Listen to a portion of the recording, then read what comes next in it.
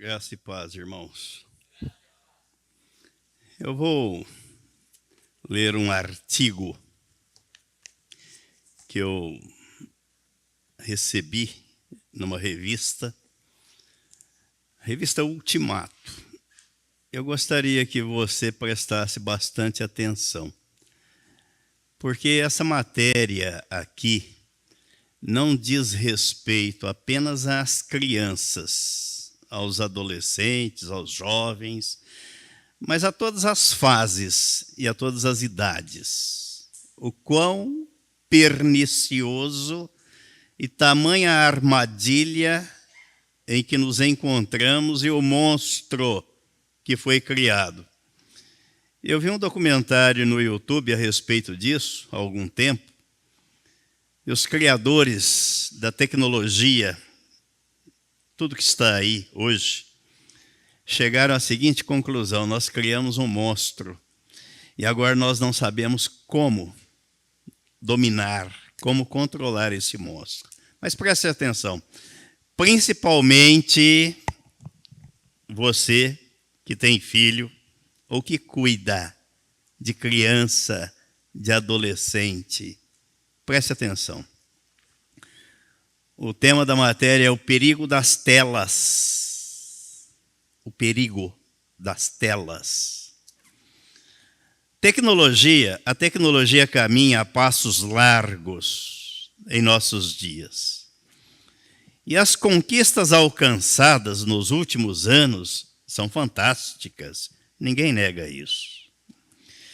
É surpreendente que há pouco mais de 30 anos, para se realizar uma chamada telefônica para alguns países, era necessária a intermediação de uma telefonista. E algumas vezes uma espera de muito tempo até a ligação efetivar-se. Hoje, podemos conversar tranquilamente com alguém que esteja do outro lado do planeta, caminhando pela rua e de forma imediata. Todavia, se por um lado a tecnologia traz benefícios, por outro, ela é igualmente iatrogênica e talvez os problemas causados ultrapassem os benefícios alcançados. Pelo menos quando se trata da influência sobre crianças e adolescentes. O primeiro sinal de alerta foi dado pelo neurocientista Michel Desmourget. Ele demonstra que o uso dos dispositivos digitais afeta o desenvolvimento neural das crianças e tem produzido a redução da capacidade intelectual. Se você não acredita nisso, pense no assunto, porque ele é sério. Ele é sério. Por causa destes dados de alerta, vários países europeus e também alguns estados brasileiros têm tomado iniciativas restringindo o uso de celulares nas escolas. A Austrália foi mais radical e proibiu o uso de redes sociais para menores de 16 anos.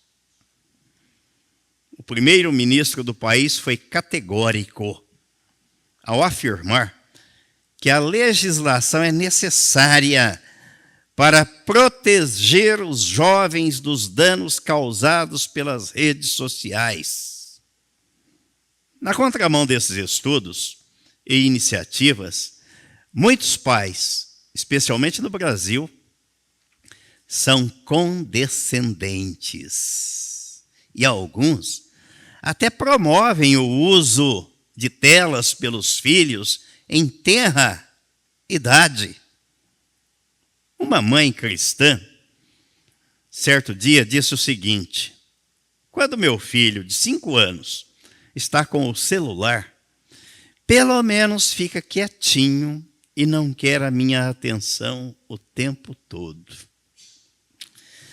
É chocante saber que pais terceirizam para as redes sociais e a internet o privilégio de educar os seus filhos e os expõe às influências de todo tipo de valores anticristãos veiculados nesses meios.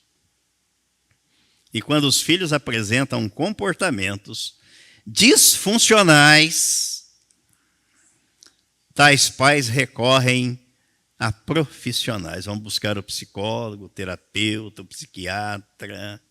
Meu filho está com problema. E muitas vezes tentam corrigir essas condutas por meio de controles químicos. Vamos dar uns remedinhos para ele, né? Ele está com ansiedade. Criança agora, olha, ansiedade, criança ansiosa. Ou então aquela criança que tem TDAH, ou aquela criança que fica no mundo dela e o resto não é com ela. Vamos tratar disso. Vamos combater sintomas. Mas qual é a causa? Onde é que está a causa? O apelo bíblico sempre foi para que os pais assumam plenamente a responsabilidade pela transmissão de valores aos seus filhos. Delegar essa tarefa a terceiros, sejam as telas ou até mesmo na escola dominical. Vou levar meu filho para a escola dominical, porque aí pelo menos eu fico sossegado por uma hora, o professor cuida dele lá. Isso pode ser um equívoco de consequências catastróficas na vida familiar. Meus irmãos, minha função aqui é alertar e orientar. E cada um faça da sua vida o que quiser. Mas já há algum tempo eu venho falando isso. Particularmente, pessoalmente, eu tenho pouco tempo para a televisão, para a tela. Eu fico na tela trabalhando, fazendo minhas reflexões, meditações, trabalhando, produzindo, não me distraindo. É comprovado cientificamente, e já falei isso aqui algumas vezes, nós temos mais de 100 bilhões de neurônios. Cada neurônio é como se fosse o disco de um computador que processa, registra e armazena informações. Quando você fica na frente da tela, seu cérebro fica parado. Você não pensa, você não raciocina, você não concatena ideias, você não estabelece conexões com os neurônios, você não estimula. Eu li um livro recentemente e comentei aqui, o cérebro que se transforma. Antigamente tinha-se a ideia de que o idoso ia perdendo memória, neurônios. Engano. Perde sim, não é só o idoso não, até a criança na frente da tela estagnada. Ela não põe os neurônios para trabalhar, não exercitam, não oxigenam, não movimentam, e eles atrofiam, e eles morrem. São células que se multiplicam, que se renovam, que se reproduzem, mas não na estagnação e na ação.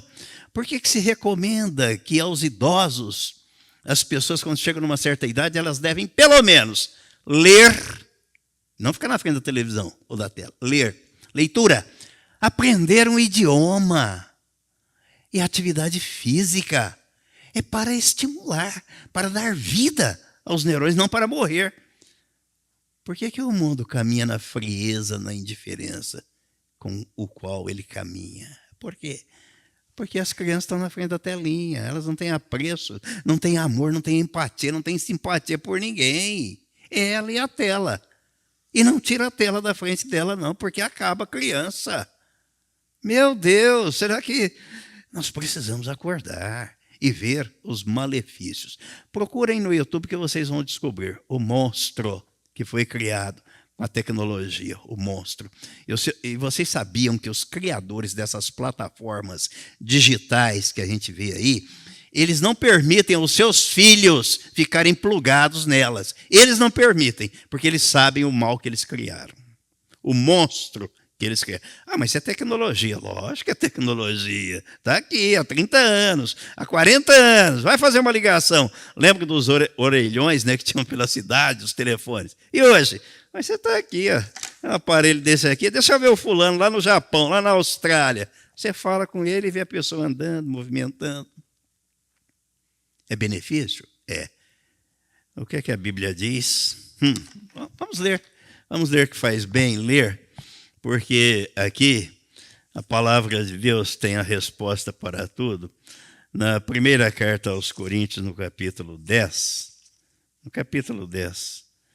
o apóstolo Paulo escreveu assim, no capítulo 10, no versículo 23, ele escreveu assim: todas as coisas são lícitas, mas nem todas convêm. Todas são lícitas, mas nem todas edificam. O que é prejudicial? Tudo? Não. O excesso de tudo. Até a comida. Mas é alimento. Coma demais e você vai ver o prejuízo. Até a água, mas é vida. Beba demais e você vai ver o prejuízo. Fala, Patrícia.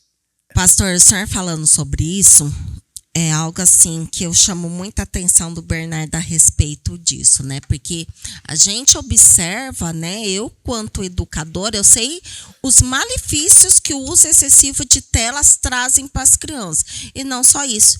Tem certos desenhos, certos joguinhos que eles utilizam, que inclusive tem a pornografia por trás e o estímulo precoce à sexualidade também. Isso, assim, é algo muito perigoso. E a violência. E a violência velada o tempo todo. Tanto que a gente observa, assim, que muitos desenhos que parecem ser inocentes, mas não são. Eu e o Márcio chegou a assistir um filme que famosíssimo. E nós não levamos o Bernardo. E ele era indicado, inclusive, para criança, para menores. A gente ficou escandalizada. A gente falou assim, ainda bem que a gente assistiu antes. Não trouxe ele.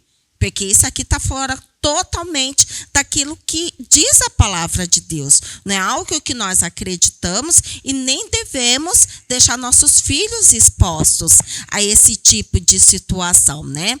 E a gente observa por que está tanto a questão de pedofilia. Porque estamos deixando nossos filhos expostos. Uma criança, até um adolescente, ele tem amadurecimento suficiente para estar gerenciando rede social. Os perigos que tem por detrás de uma rede social, uma dancinha, né? Que a gente observa aí vários tipos de dancinhas. Com que objetivo essas dancinhas têm por detrás? Essas letras de músicas que estão por aí. Então, assim, é ser vigilante, como a palavra de Deus diz o tempo todo. Porque o inimigo, ele anda de redor, né? Bramando como um leão, buscando aqueles que podem ser tragados. Isso é tragado aquele que não está o quê? Vigilante na palavra. Naquilo que o Senhor nos instrui, né? Que é ensinar o menino o caminho que deve andar. É essa a nossa obrigação quanto pais.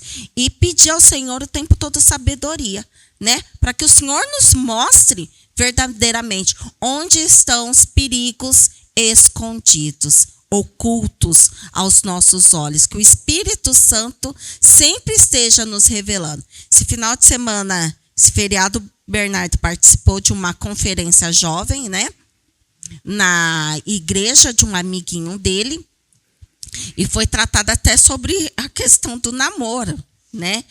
E o Bernardo, ele não gosta muito que fale com esse assunto com ele, que ele fala assim, mamãe, eu não trabalho. Uma criança não namora e outra eu não trabalho. Eu falei assim, exatamente, meu filho. E uma das coisas, eu fui acompanhando pela live que os pais não poderiam participar dessa conferência.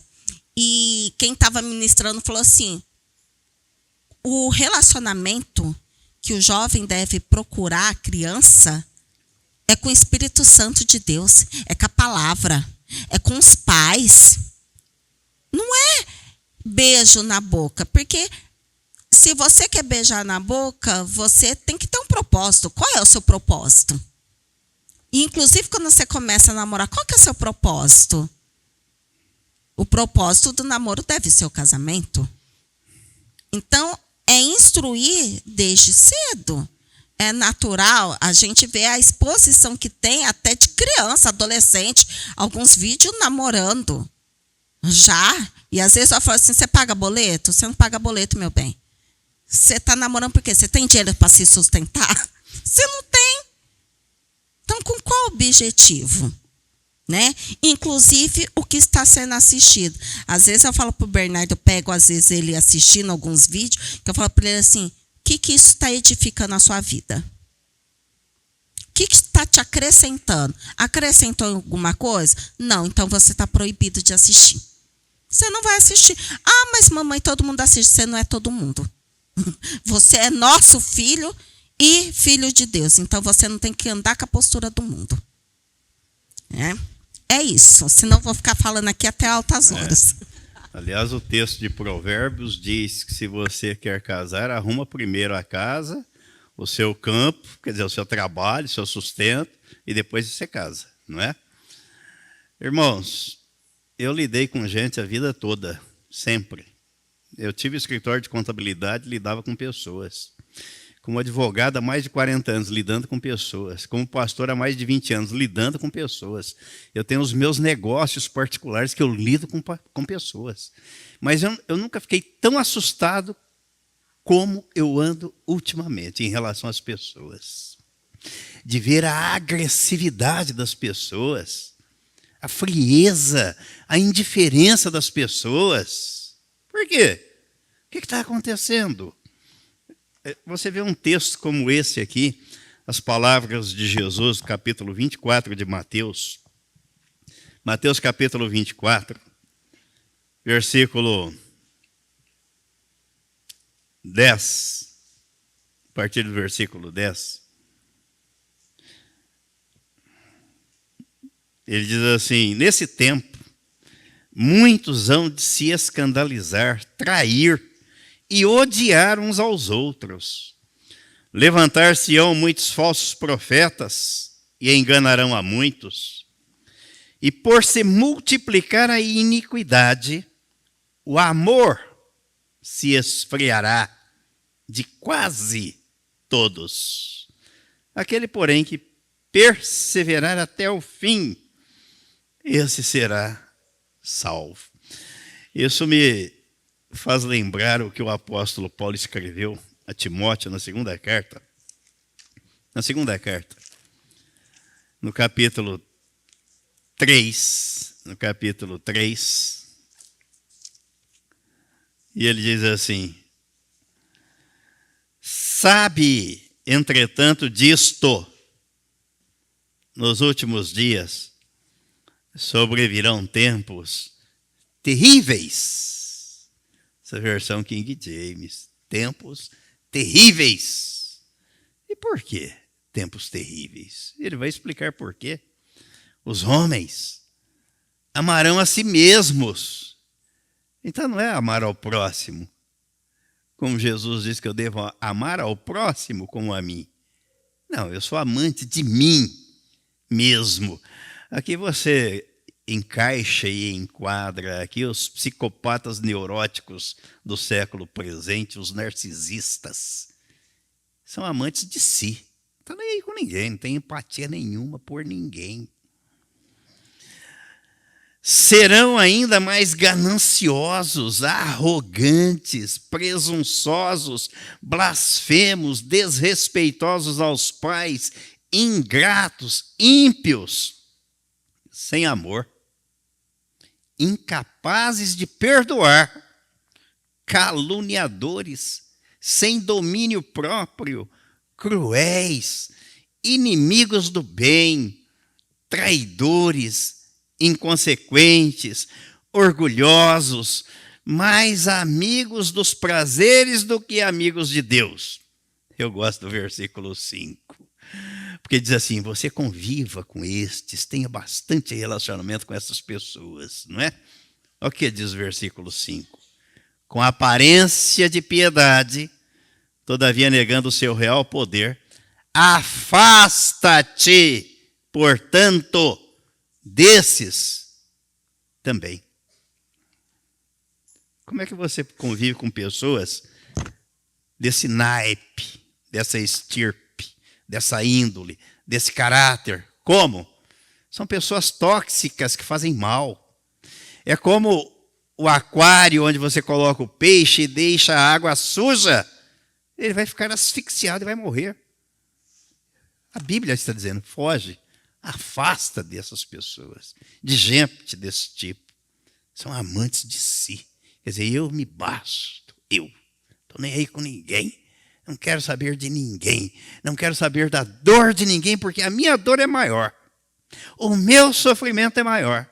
É assim que essas pessoas agem. E de onde vem tudo isso? Os traços de caráter. Onde é que ele é formado? Do útero até os 7 anos de idade. Do útero, na concepção, até aos 7 anos de idade. Está formado. Depois você vai administrar e vai conviver com ele.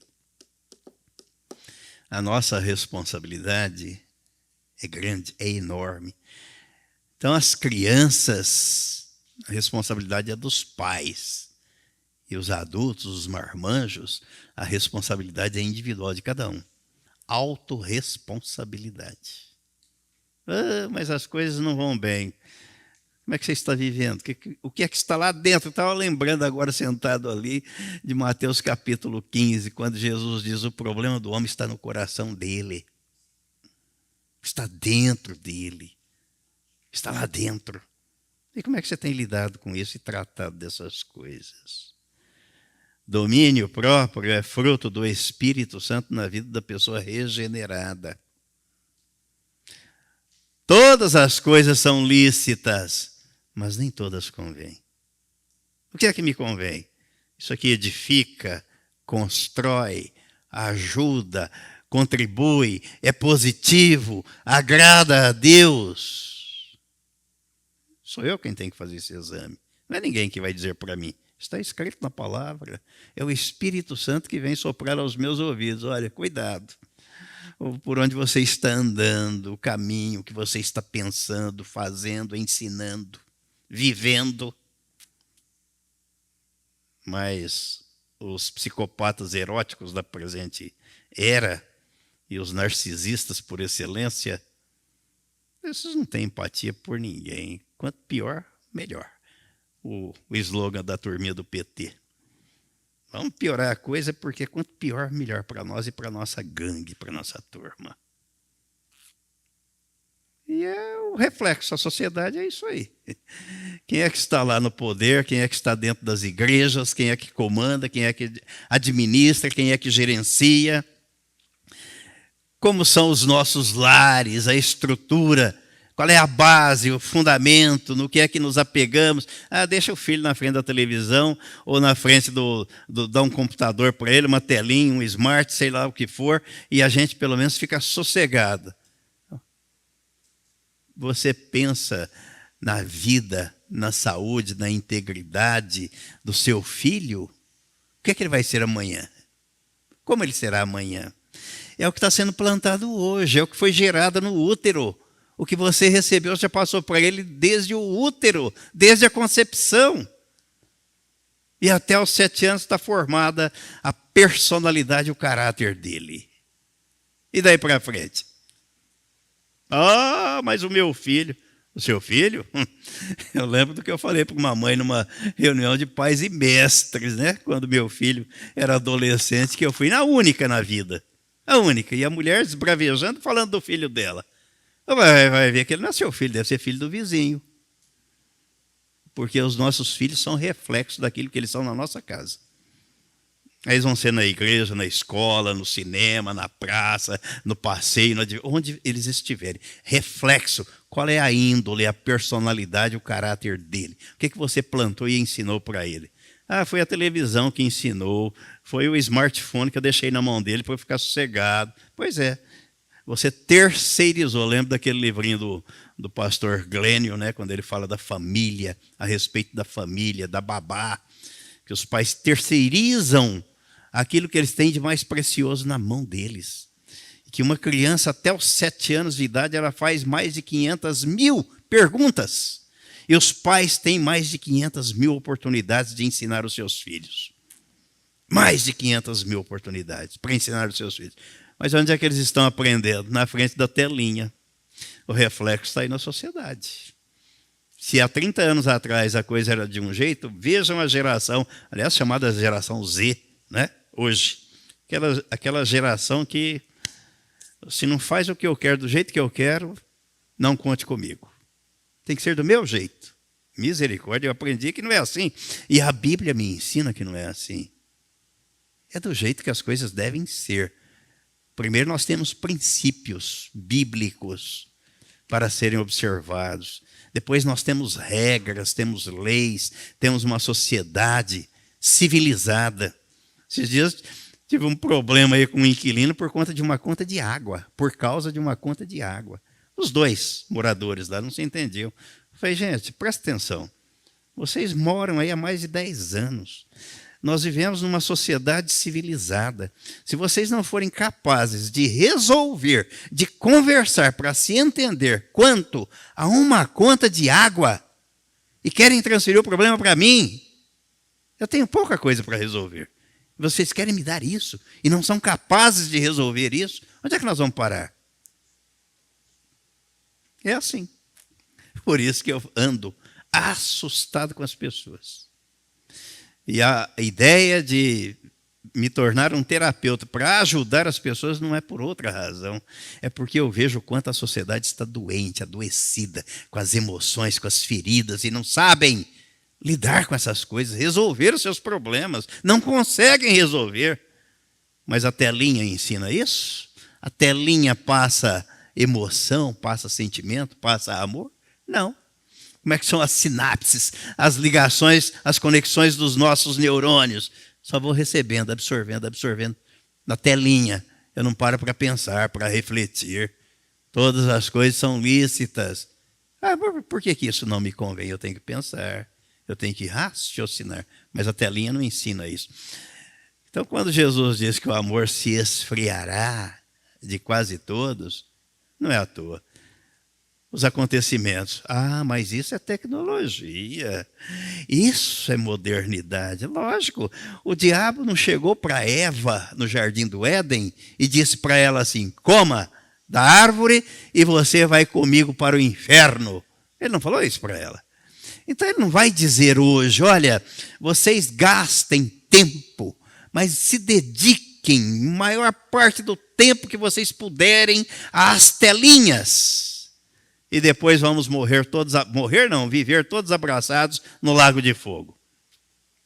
Não tenham tempo para a Bíblia, para a oração, para a adoração, para a comunhão, para a conversa com as pessoas. Não tenham tempo. Gastem seu tempo na telinha. É isso que as pessoas fazem. Eu vejo na rua, as pessoas andando na rua assim, ó.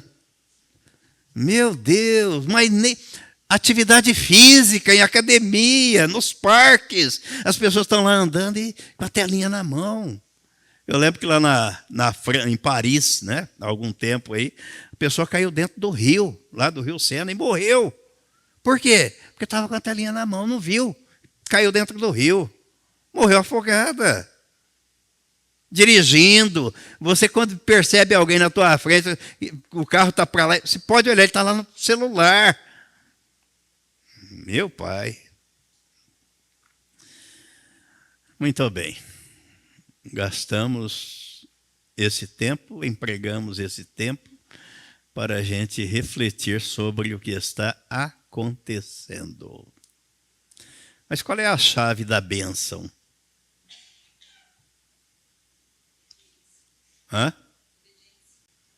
Obediência. Obediência à palavra. Vocês leram o texto de Números 21, 22, 23, 24, 25? Leram? Vocês viram um personagem ali chamado Balaão? Viram? Profeta? Balaão. Aprenderam muito com ele? Aliás, essa Bíblia aqui, Números capítulo 22.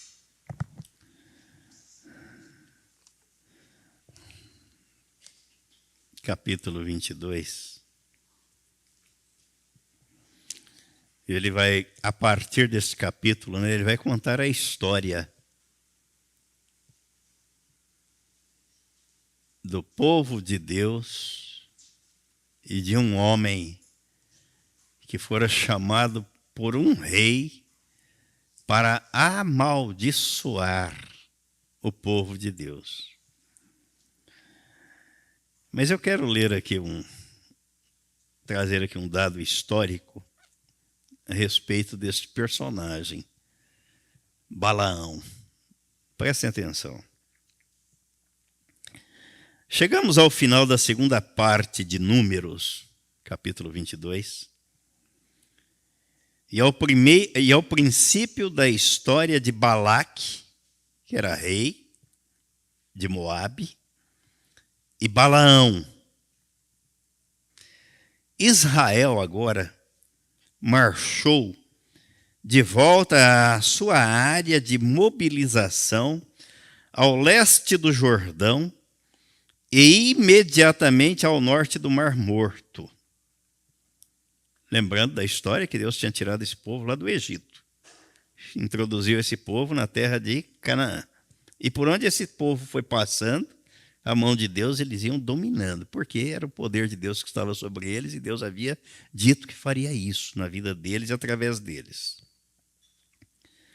Dali lançaria o seu ataque para finalmente tomar a terra prometida, começando pela antiga cidade de Jericó.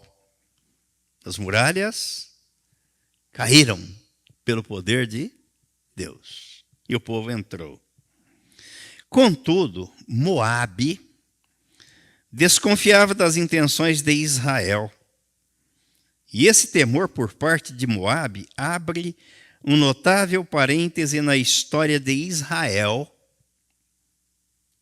e dá ensejo ao fantástico relato de Balaque e Balaão.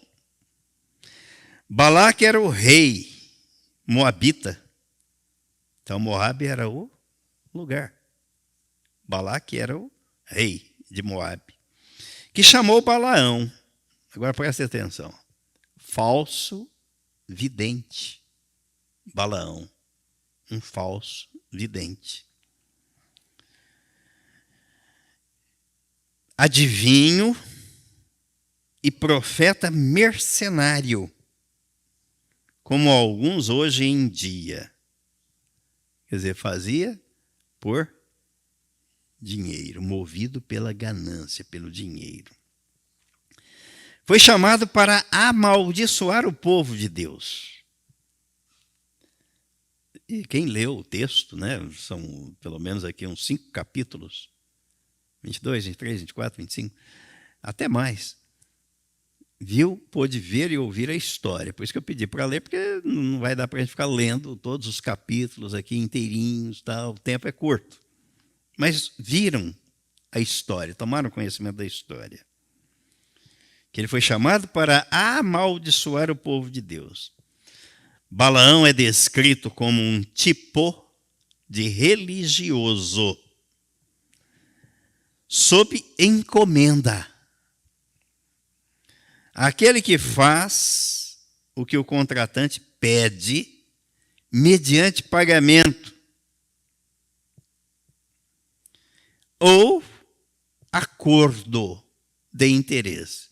Você faz isso e viram a história aqui que o rei Balaque prometeu dar uma boa quantia, recompensar bem o profeta Balaão, se ele amaldiçoasse o povo de Israel. E negociava, inclusive, seus dons espirituais. Sendo que dons não nos pertencem, são dados por Deus, emprestados por Deus. Vou lhe conceder dons não para você, para você exercitar dentro da igreja, no meio do meu povo, para abençoar o meu povo, para engrandecer o meu reino, promover o meu nome. Esse é o objetivo do dom, ou dos dons que Deus dá à igreja. Não é para ganhar dinheiro. Eu recebi esse dom, agora eu vou faturar em cima dele.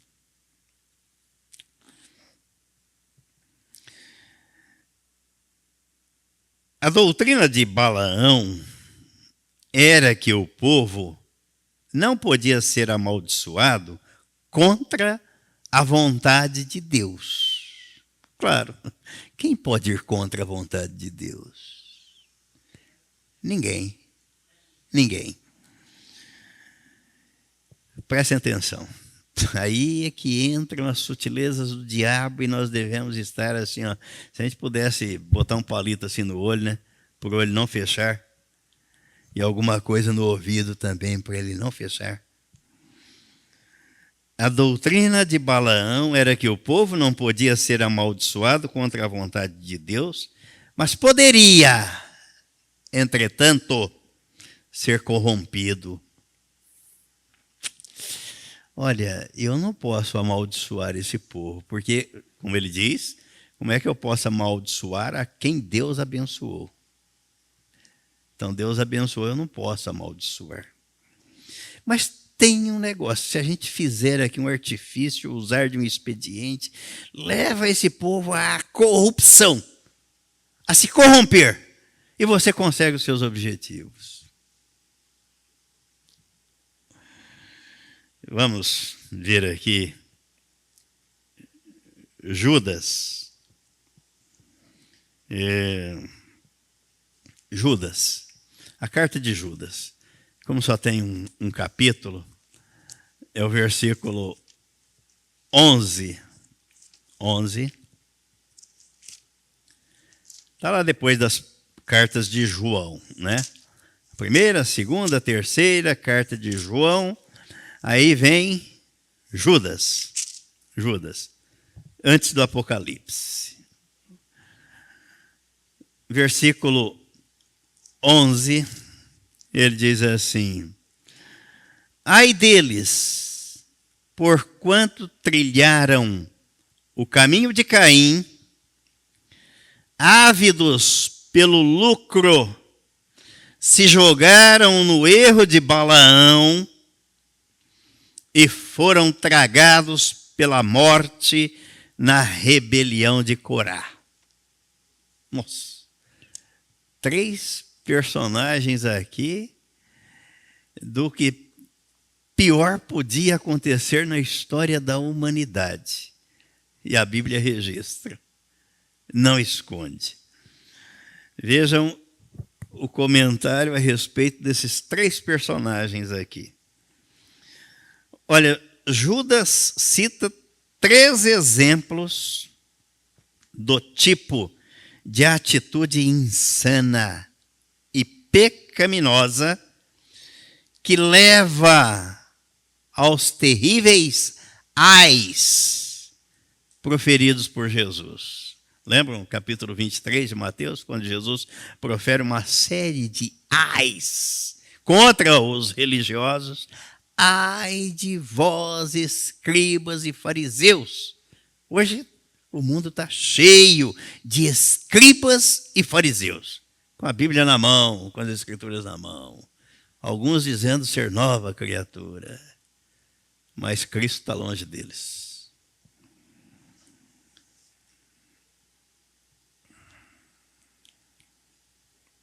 O caminhar de Caim, já que Judas está mencionando aqui, trilharam o caminho de Caim. O caminhar de Caim foi constituído de egoísmo, ódio, inveja e homicídio. Conhece alguém assim? Pessoa egoísta? Pessoa invejosa? E para ser homicida não é apertar o revólver, dar uma facada e matar alguém, não. Ele se mata com a boca, com a palavra. Mata. Caim. Aí ele fala: ávidos pelo lucro, que se jogaram no erro de Balaão. O erro de Balaão foi deixar-se dominar por cobiça e imoralidade.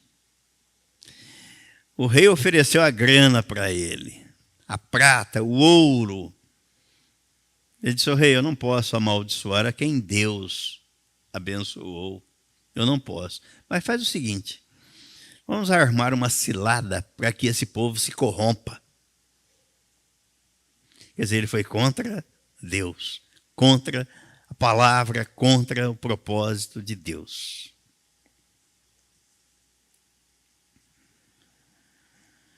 Corá, já que ele diz aqui, ávidos pelo lucro, se jogaram no erro de Balaão e foram tragados pela morte na rebelião de Corá.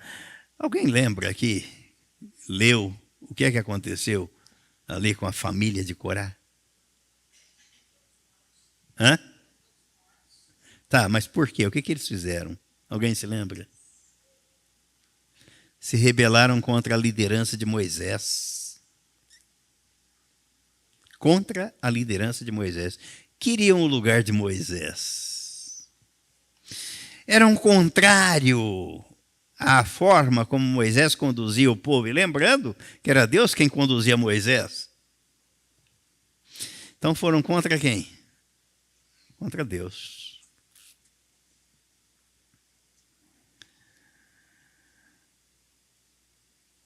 Corá representa a insubordinação e a revolta contra a ordem estabelecida por Deus, contra a liderança da época. E num dia só a terra engoliu quantos? 23 mil. Deus abriu a terra, engoliu aqueles que se rebelaram contra a liderança de Moisés, contra Deus. Olha, a gente vai lendo, vendo, ouvindo e aprendendo, crescendo, e as coisas vão impactando. Eu já falei aqui, devo falar por mais algum tempo, até o dia que Deus permitir que eu fale.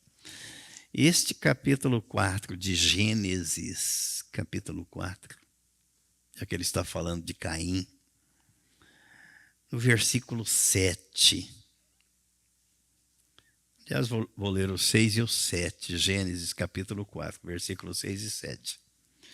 Então o Senhor abordou Caim: por que estás furioso?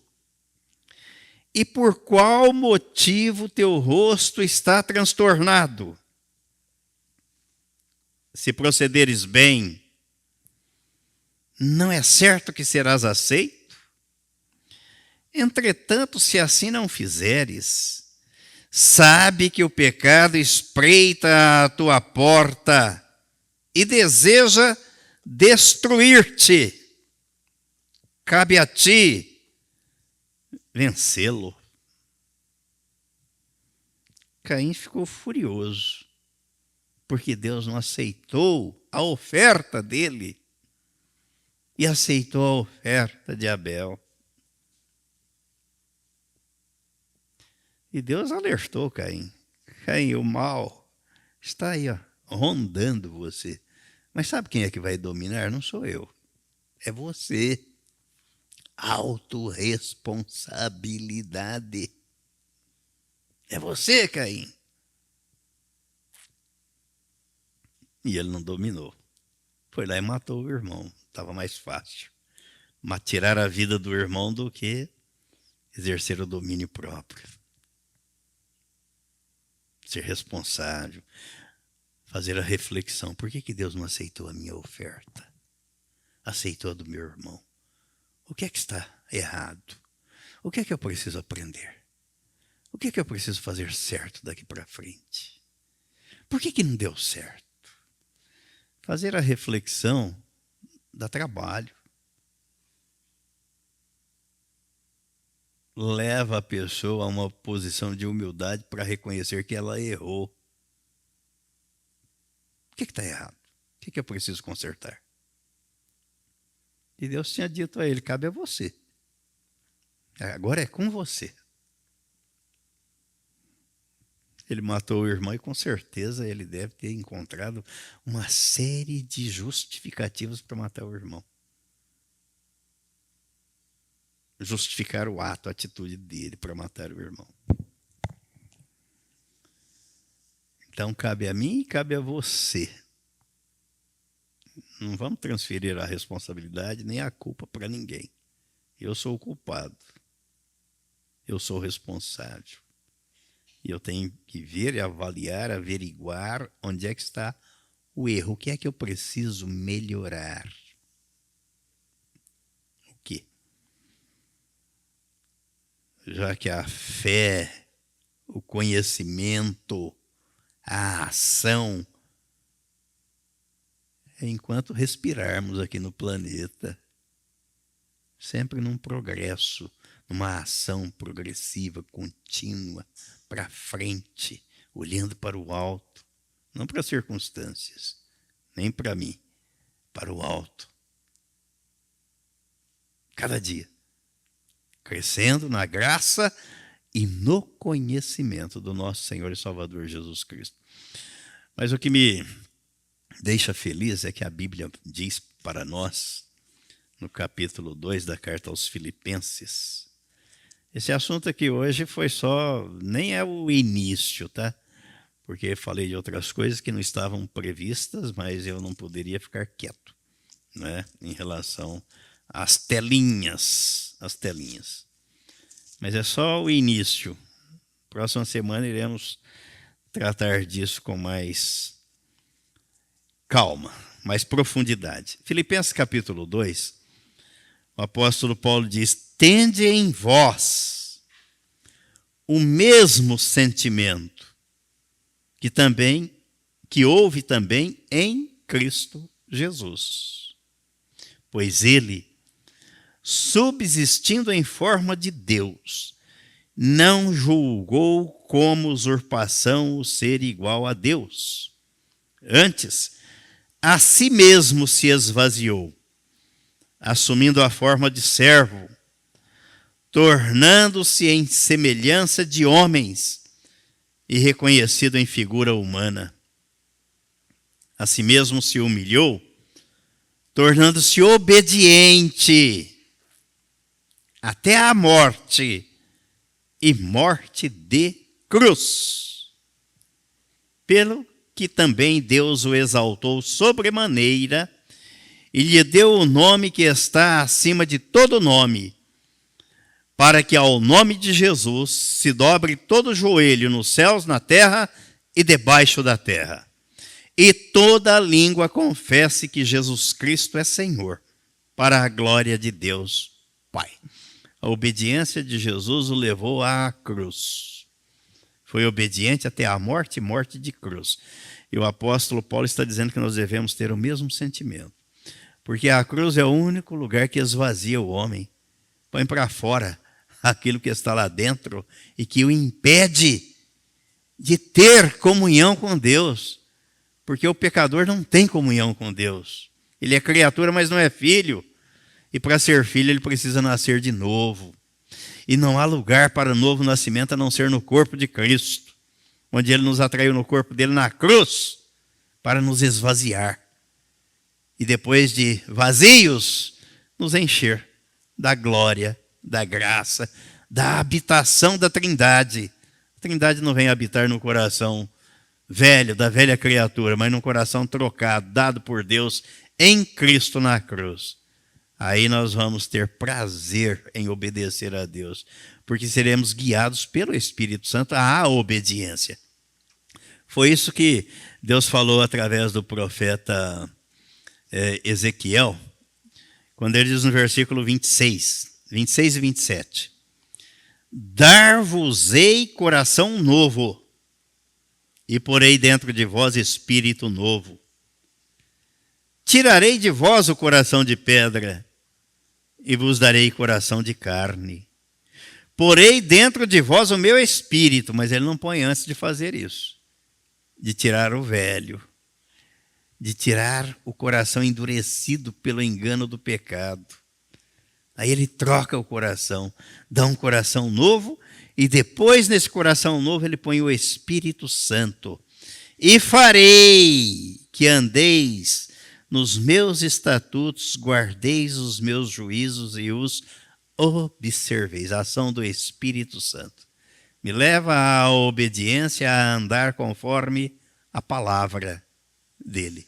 Coração novo. Onde? Na cruz. Jesus foi à cruz para isso. Ele precisou obedecer ao Pai para ir à cruz, cumprir o propósito do Pai e nos dar um novo coração para sermos obedientes à sua palavra e à sua vontade. Então a chave da bênção, da felicidade, da alegria passa por aqui, pela obediência à palavra de Deus. Não é simplesmente ouvir ou saber, porque o diabo também sabe. E conhece a Bíblia melhor do que nós, hein? Ele conhece, ele sabe. Mas não mudou nada, continua sendo o diabo. Então, para ser nova criatura, filho de Deus, é preciso receber este novo coração dado por Deus em Cristo. Ter o mesmo sentimento que houve em Cristo Jesus. Amém? E amém.